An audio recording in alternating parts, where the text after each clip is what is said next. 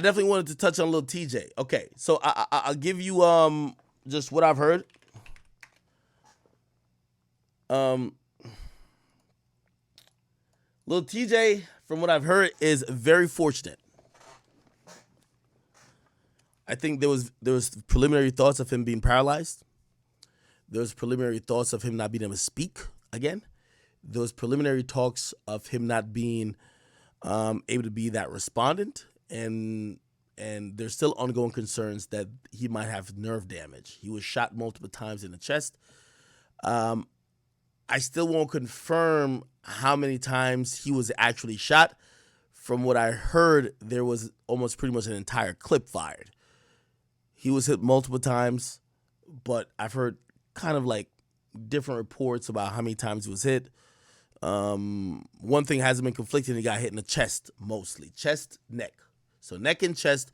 When you hear about neck and chest, think about Lil Reese.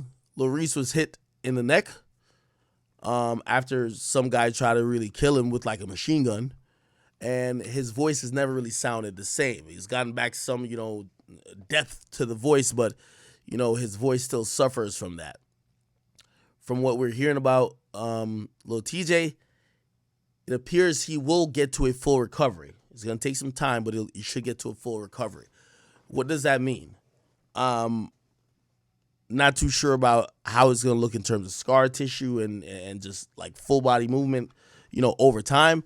But he should be able to still talk the same, and he should be able to still have a music career.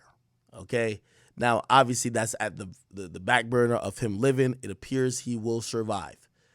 They've cleared the dangerous waters, and they believe that like he's gonna survive clearly. So I want to send my well wishes to him, to his family, to everybody who cares about him.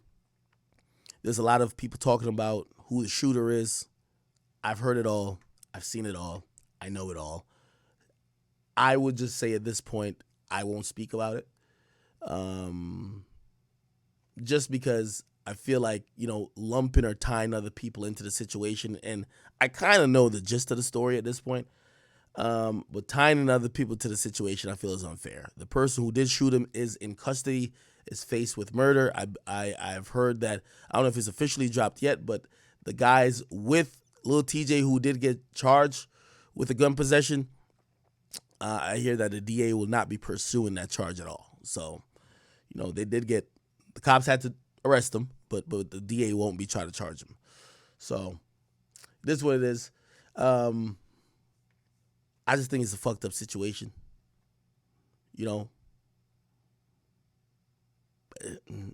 There's more I know, but I don't want to spread shit that's rumor and propaganda. What I could definitely say is that this wasn't random. They had the drop on him. They tried to embarrass him. And apparently the robbery was motivated by other things, because it wasn't just a nigga who just saw him flashing. He was in like a red Durango.